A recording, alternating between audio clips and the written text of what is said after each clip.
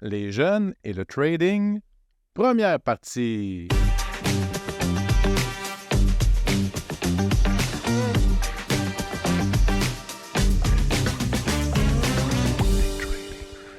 Salutations à tout le monde, je suis super, mais vraiment super heureux de vous retrouver pour une nouvelle saison du podcast. 9e saison, c'est capoté, c'est vraiment, je suis quasiment émotif, je vais me retenir de pleurer, d'émotion, mais très, très, très, très heureux. C'est toujours un plaisir de partager avec vous une passion qui grandit toujours plus jour après jour. Puis j'espère qu'on vous inspire à faire en sorte que on vous partage cette passion-là puis que vous êtes vous aussi crinqués quand vous écoutez ces épisodes-là. Ça fait partie du but. Pour le premier épisode de la saison, on va parler de la jeunesse, de l'opportunité que ça représente, le trading, puis le monde de la finance pour les jeunes, et aussi les défis que ça représente, les défis qui viennent avec. Puis, comme à l'habitude dans les saisons, je suis bien heureux de retrouver mon grand ami mentor, François Joly Dubois. Comment ça va, mon cher? Ça va très bien. Heureux de te retrouver pour cette 9e saison. Tu m'as surpris avant le podcast. J'ai dit, Colin, hein, c'est... Le temps avance, le temps avance. Le temps avance, puis on vieillit. C'est pour ça qu'on parle de la jeunesse. Ça paraît un petit peu là, dans nos barbes qui grisonnent. C'est ça, mais c'est une réalité de la vie. On a tous un nombre de journées en banque. On ne sait pas la quantité. Ça peut être, il peut nous rester 2000 jours comme 3 jours, on ne sait pas, donc il faut en profiter. Puis, mais on va quand même se remettre dans la peau de quand on était jeune, puis on va avoir un invité, quand même, moi, je vais dire, assez spécial. Fait que je vais juste introduire notre invité, puis après ça, on va pouvoir jaser avec, puis je vais quand même faire un petit témoignage. Moi, il y a quelque chose de fascinant quand je vois un jeune adulte choisir de se lancer dans l'aventure du trading. Lorsqu'on a 19-20 ans, il y a plusieurs avantages par rapport aux vieux comme nous autres. Le premier, c'est le temps qu'on a devant nous, qui est la chose la plus précieuse pour l'investisseur. Mais on a aussi moins de chaînes, moins de contraintes. On n'est pas pris dans le tourbillon de la vie de la même façon. Puis on a aussi, selon moi, puis on confirmera plus tard avec notre invité, une plus grande tolérance au risque. Puis on peut même se permettre de faire des erreurs, d'avoir encore du temps pour se reprendre. Donc ça, c'est l'avantage, c'est le edge, tant qu'à moi, qui est numéro 1. Puis ça ouvre la porte à des opportunités qu'un investisseur de 50 ans comme moi n'oserait pas saisir par prudence. Mais qui dit jeunesse et audace dit aussi la confiance en soi. Ça peut être un défi, on va en parler tantôt. La pression psychologique, donc d'apprendre à gérer ça, les émotions, la psychologie, la gestion des pertes, parce qu'on peut faire des folies quand on est jeune. Moi, l'image que j'ai quand on commence à conduire, quand j'étais plus jeune, je commençais à conduire, j'avais 16 ans. Puis l'hiver, je ne sais pas pourquoi, mais j'avais le goût de faire des breaks là, avec le break à bras, là, de faire des shots que je ne fais plus aujourd'hui. Donc, on prend plus de risques et c'est naturel. Puis, il faut développer la discipline pour durer dans un hiver où chaque clic peut coûter cher si on fait une erreur. Puis pour en discuter avec nous, on reçoit l'invité plus que particulier, un jeune qui a décidé de plonger dans le monde exigeant et parfois impitoyable du day trading. Il a juste 19 ans. Il commence à vivre de belles réussites. En plus, il y a un lien très, très particulier parce qu'il s'agit du fils de François, Jacob Dubois. Donc, je suis avec le père et le fils. Comment ça va, Jacob, aujourd'hui? Ça va bien, toi? Ça va très bien, merci. Toi, François, tu dois être particulièrement content d'être là aujourd'hui, accompagné par ton fils. Comment tu te sens là-dedans? Très content, très content. C'était un pari risqué, mais Jacob a toujours voulu faire ça de sa vie. Ça a commencé, une aventure, peut-être, je dirais, 5 ans. Il regardait mes graphiques. Donc, très content, oui. Très fier, très content.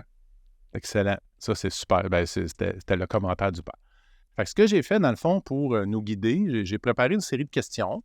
C'est sûr qu'on va peut-être développer ou voir qu'est-ce que ça va nous inspirer, mais c'est une série de questions pour débuter, puis essayer de voir comment Jacob peut nous inspirer. Puis, tu sais, le but, c'est vraiment d'être toi-même, puis tu partages avec nous qu'est-ce que tu vis. Donc, on va se lancer. Vous êtes prêts, messieurs? Yes. Excellent. Sinon, je vais faire une parenthèse. Ben oui, c'est partant, parfait. On voit souvent, on dit souvent, l'élève va dépasser le maître. J'avais jamais cru ça, mais il est sur une bonne lancée. C'est une bonne lancée, puis il challenge le papa. Oui. Puis on met, bon, tu sais, même après 30 ans, je le répète dans les autres podcasts, on apprend toujours. Puis j'apprends avec Jacob, il montre des petits trucs, là. Parfait, Fait c'est que, super. on se lance. Excellent.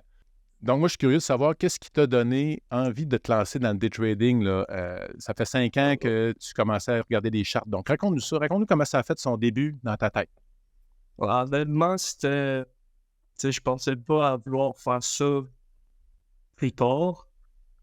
Mais tu sais, au fur et à mesure, tu sais, j'ai remarqué que je m'intéressais à ça. Tu sais, je posais genre des questions. Puis un jour, je me suis juste lancé dans TradingView. Puis je pratiquais, j'allais sur YouTube. Puis à un moment donné, c'était les prop firms, les challenges, puis ainsi de suite. Puis maintenant, je suis rendu où je suis rendu. Puis je suis genre de l'être. Je me souviens que François m'en parlait. J'étais témoin sans que tu le saches, sans te voir, parce qu'il disait, Jacques, il prend des notes, puis là, il vient me voir. Puis ça, c'est une couple d'années là, que tu commençais à t'intéresser. Moi, je trouvais ça beau parce que moi, je souhaite la même chose pour mon fils, là, il y a 13 ans, mais il y a encore du temps devant lui. Mais tu sais, ce que tu as démontré, c'est de l'intérêt, de la curiosité. Tu sais, c'est juste ça au départ, là, tu sais. Puis y a-tu un moment où ça a fait clic dans ta tête? Tu sais, que ça a fait, OK, ça c'est clair, là, moi je me lance, je suis all-in. Pas vraiment, mais je m'en rappelle d'une fois où que, tu sais, j'allais à l'école, puis j'étais vraiment plus sur les graphiques, que j'écoutais le prof, puis c'est vraiment là que j'ai compris que, genre, tu sais, au moment où je finissais à l'école, je me lançais all-in dans ça. Tu sais, maintenant, j'ai un backup, puis, tu sais, j'ai mon diplôme, j'ai mon DAP, j'ai mon DLS, puis... Fait que c'est ça, tu as ton backup de vie que si ça marche pas, tu peux aller travailler, là, autrement dit, C'est c'est ça ça, que tu tu me sais. dis. Je voulais lancer l'école au début, puis aller all-in dans ça direct, mais je savais que avoir un diplôme, c'était plus important. Ouais. Le trading, il y a seulement 5% du monde qui réussissent, fait Mhm. faut bien que je me laisse Effectivement. une chance. Ouais, exact. Tu sais, puis ce chiffre-là, Jacob, là, des fois, il fait peur quand on regarde du trading. Mais tu sais, les gens qui se lancent en affaires à leur compte, c'est le même chiffre. Ouais. Il y a 5% qui va passer le 5-10 ans. Tu sais, c'est les gens, quand ils ont des projets comme ça, la majorité des gens, ça ne fonctionne pas. Fait que si on s'arrêtait à cause que les gens, ça ne marche pas, on ne ferait jamais rien. C'est un acte de foi, mais je trouve ça très intelligent que tu aies fini quand même ton papier. Je te dirais même que là, c'est un regard extérieur. Là, ce que tu as appris à l'école, au-delà des connaissances, ils t'ont donné quand même des méthodes de travail. Non, C'est ça qu'on apprend à l'école. Tu sais, à s'organiser, tu sais, parce que tu sais, la vie, il y a beaucoup de défis, le trader aussi, mais je trouve que c'est intelligent. Tu fais un bon choix, puis là, ben, tu profites du fait que tu es, dans le fond, là t'habites où, là? Je sais même pas, dans le fond. encore chez mon père. Chez ton père, ben c'est ça, mais ça, c'est génial, là. Je veux dire, est-ce que c'est écrit quelque part qu'on doit obligatoirement s'en aller en appartement à 19 ans? Non. Tu sais, l'avantage que tu as, ben là, c'est sûr que là, ce que je comprends, tu es en plein là-dedans. Tu n'as pas de job à côté? T'as-tu une job à... Petit job, OK. Ben, tu sais, ça dure l'été, fait que c'est une couple de mois, mais OK. l'hiver, je vais être à temps plein, puis OK. je vais vraiment me concentrer sur le trading. C'est ça. Parce que ta job, ce qui est le fun, étant donné que tu n'as pas beaucoup de dépenses, je vais te donner la parole à François après, c'est que tu peux mettre de côté. Mais là, de toute façon, tu fais les prop firms aussi, fait que tu peux mettre de côté de l'argent pour faire d'autres challenges, mais on va en reparler un petit peu plus tard. Vas-y, François, tu as la langue qui brûle. Si, petite anecdote, en début de saison, parce que Jacob, c'est un emploi d'été qu'il a depuis 4-5 ans, puis c'est devenu des bons amis aussi où ils travaillent. Et puis, à Jacob puis Émile, mon autre enfant, on essaie de leur donner la discipline. C'est important de discipliner puis respecter ses engagements. Puis en début de travail estival, Jacob faisait quand même beaucoup d'argent avec son trading. Puis il dit, papa ou maman, moi j'ai le goût de lâcher ça, son travail. Je dis, hey, tu t'es engagé. C'est un peu c'est comme le trading. Il faut suivre son plan de match. Il faut respecter le plan. Fait que c'est ça, il voulait... mais je pense que cette année, ça se peut que ce soit sa dernière année, mais je lui disais que c'était important de finir son année malgré... Parce que là, il disait, papa, je fais des milliers de dollars, puis il dit, là, je vais aller me faire CHIP à travailler pour faire 100$. Il dit, ça n'a pas d'allure. Je dis, oui, mais quand même, on respecte nos engagements, puis le trading, comme Patrick a dit, il n'y a pas beaucoup de monde qui réussit. Donc, faut laisser ventiler, puis j'ai dit, finis ton été, puis après ça, on repensera à tout ça. Mais là, je pense que Jacob, ça va quand même bien ses affaires. On ne va pas juger sur les derniers 6 mois qui transigent en plein, là, mais bref, je pense qu'il va pouvoir voler de ses propres ailes. Puis on va voir si on parle de chiffres ou pas, là, ou on garde ça pour nous, mais c'est quand même... On verra. Mais pour un jeune de 19 ans, il a fait comme... Il a fait un bon salaire d'une personne normale, mais à 19 ans. Donc, c'est ça. Mais moi, j'ai plus tendance à... Tu sais, je pense que c'est pas pertinent d'avoir de chiffres comme tel. Je pense que c'est juste les principes. Puis de là, regarde, tu as déjà donné un cue de quel ordre un peu de grandeur. Je pense que c'est pas nécessaire. Mais là, ce qui moi, m'habite quand j'entends ça, par rapport à ton emploi que tu as gardé, que tu as respecté ton engagement, qui est très noble aussi, c'est que là, tu apprends qu'à chaque expérience de vie, on apprend des choses, puis ces choses-là, moi, ce que j'aime, on peut les appliquer au trading. Moi, ça, c'est une chose que je me suis rendu compte. Mais là, ce que tu apprends, c'est à être patient. Bon. C'est vraiment ça. Puis il faut être patient. Faut être motivé, mettre du temps, mais il faut être patient. Sinon, on va faire des gaffes. Fait que, dans le fond, c'est ça. Puis si c'est planifié, puis tu sais que l'année prochaine, tu ne retournes pas, puis tu le dis d'avance, puis c'est planifié, ça devient ton plan. C'est un peu ça. C'est le fun avec la façon... on en parlera, là. La façon qu'eux travaillent avec les prop firms et tout, ils n'ont pas besoin d'être devant des écrans comme nous, on fait. T'sais, nous, c'est de la vieille école. Eux autres, ils font un peu comme moi maintenant. Ça travaille l'avant-midi, puis l'après-midi, pour utiliser leur langage, ça chill. Fait que même si l'année prochaine, il continue à travailler, il peut travailler l'après-midi, ça n'empêche rien. Ouais. Il est avec sa gang, puis il a du fun. Ouais. Donc, on verra l'année prochaine. C'est un autre style de vie comparé à notre génération, Patrick. Je m'en doute bien. Mais là, on parle beaucoup. On ne donne pas beaucoup de paroles à ton fils. Oui. Toi, d'ailleurs, tiens, ça m'amène une question. Tu apprécies ça? Toi, c'est-tu juste le matin comme ça, tu fais le matin, puis après ça, l'après-midi, tu es en dehors des écrans? Pas mal le matin. Puis des fois, tu sais, le soir, je regarde. C'est pas... c'est vraiment le matin que là je que ça suis se passe. intéressé. Quand le marché est ouvert, quand ça bouge, on est tous pareils. C'est là que ça se passe aussi pour nous autres. Là. Puis là, tu sais, l'autre affaire qui me vient en tête, c'est ça que, tu sais, là, tu as commencé à t'intéresser les bases, là. Parce que là, tu as ton père qui est là, qui peut être ton mentor, mais, tu sais, le papa, des fois, on a un goût de voler de nos propres ailes. Des bases, tu as appris ça comment? Où tu as commencé, tu as parlé de YouTube? Tu as commencé comment, là, pour te faire ta stratégie? Parce que c'est tes stratégies à toi, là, que tu fais. Pas mal mon père au début. J'aime comprendre un graphique, comprendre un titre, comprendre c'est en action, comment ça marche. Puis après ça, c'était vraiment... j'ai commencé sur le Forex. Puis après ça, c'était encore de mon père, tu sais, à sport résistance, puis Fibonacci, etc. Puis après ça, je me suis vraiment intéressé aux futures, fait Nasdaq, puis le S&P. Puis c'est là que j'ai commencé à regarder sur YouTube les stratégies. Puis j'en ai développé, pas développé une, mais j'en ai fait une, puis j'ai mis ça simple dans ma façon, puis ça marche assez bien. Ça marche assez bien. Puis quand tu testes ça, mettons, là, ta stratégie, fais-tu du backtest? Tu vas-tu en démo? Comment? Aucun backtest, aucun démo, c'est vraiment... Tu sais, je vais sur le marché, là, le monde, il essaie de tout comprendre. Tu sais, tu regardes sur le site, puis... Tu sais, genre, oui, c'est bon, pratiquer en démo, mais le challenge, c'est 70$. Paye les 70$, puis tu vas risquer d'être financé 50 000. Ouais. 70$ pour 50 000, c'est un beau ratio. C'est ça. C'est ça. Fait que tu y vas direct, puis le pire qui arrive, tu perds ton 70$, puis c'est rien, là, dans le fond. Peut-être, tu sais, j'ai blow, mettons, on va dire 50 challenges, mais j'ai fait un payout, puis ça a tout remboursé, tu sais. OK. Tu le vois au compteur? C'est bon au compteur. OK. Là, je trouve ça intéressant, puis ça m'amène naturellement à la prochaine question, parce que tu as dit, j'ai blowé 50 challenges. Fait que ça, c'est des erreurs que tu as appris des choses. Comment tu as vécu? Comment ça? C'est, mettons, tu over-risk. Tu perds un trade, tu en repognes un autre. Fait que là, mettons, tu perds ce trade-là, après ça, boum, tu revenge trade.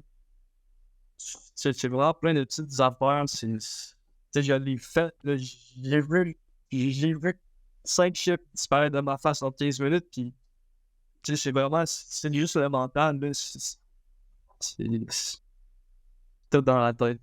Effectivement. Oh, C'est le fun, j'ai l'impression C'est- d'entendre le père. Là.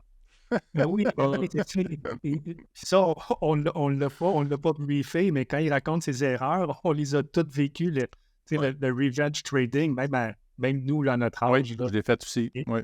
Et quand il vient de dire qu'il a vu 5 chiffres disparaître en quelques secondes, tu sais, des fois, on size up trop gros, trop vite. Là, 5 chiffres, c'est quand même pesé lourd. Là. Ben, tu sais, comme il dit, les challenges à 50, 100 $, eux autres, des fois, ça pèse sur... Écoute, je l'écoute parler, puis je m'entends à 19 ans, on pèse sur le gaz, qu'est-ce que tu veux? ouais. Oui, parce que c'est ça qui est particulier. Tu as 19 ans. François, c'était à 19 ans qu'il a commencé. Toi, c'était old fashion, à bras, aller se battre contre des êtres humains. Là. C'était comme un peu différent, mais j'avais même...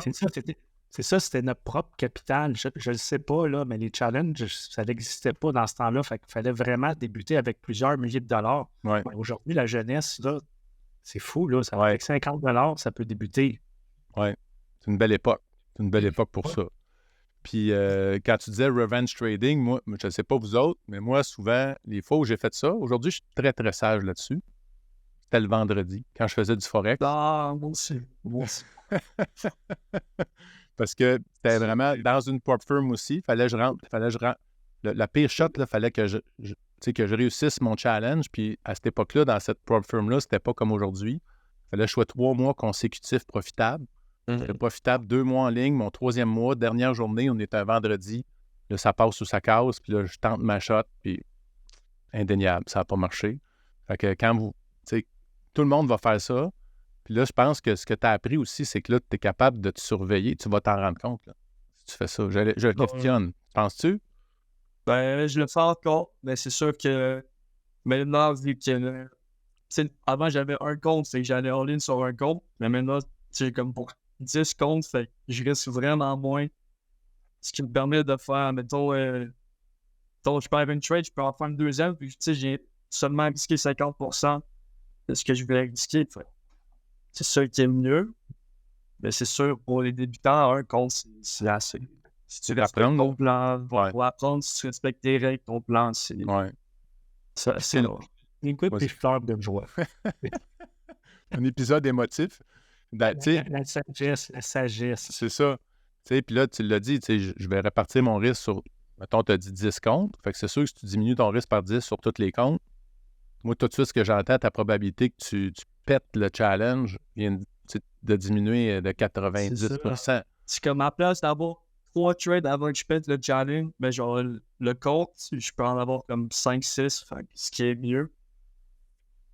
C'est ça. C'est pas mal. C'est pas mal. Ça. Parce que, tu sais, ces prop firms-là, c'est mécanique. Là. Si on le pète, si c'est 5% de drawdown permis, si tu fais 5,01%, pouf, t'es kické out. C'est un peu leur but, hein? Mettons, t'as 2000 de drawdown, puis tu risques 500, c'est comme, tu risques pas 1 ou 2%, tu risques comme le 25%. Là, Ouais. Moi, j'avais vu un Q que j'avais vu sur les prop firms, de même, la personne, elle disait, tu risques 5% de ton drawdown permis sur le trade. Ça fait des mini-trades, là, mais pour passer le challenge, mettons, là, ça fait un mini-trade, mais comme Jacob il fait, puis qu'il explique sur 10 comptes, faire plein de mini-trades, au bout de la ligne, ça fait comme une grosse trade. C'est ça. Mais tu t'es pas mis en péril. C'est ça. Très intelligent. Écoutez, les amis, ça passe vite. On va avoir un 2e épisode. C'est cool. Donc, parce qu'on veut avoir le meilleur de toi, on veut tout savoir, on va t'extirper toutes tes connaissances. Puis moi, je vous avoue que j'ai beaucoup de plaisir parce que j'ai comme la fantaisie de vivre ça avec mon fils plus tard. Mais là, pas de pression. Là, Hubert, si tu regardes ou tu écoutes le podcast, aucune pression, mon fils. T'es libre. C'est un désir, mais c'est pas une obligation. Il faut que tu aies du plaisir. Si on n'a pas de plaisir, on oublie ça. Donc, on va se quitter là pour cet épisode-là. Puis on se retrouve la semaine prochaine pour un 2e épisode en compagnie de mes 2 amis. Et on va continuer d'explorer. On va avoir encore quelques questions pour toi. Puis voir un petit peu, essayer de décortiquer les trucs de la jeunesse à succès. Alors, sur ce, les amis, je vous souhaite une bonne semaine et on se retrouve la semaine prochaine. Et une bonne semaine et un bon trading!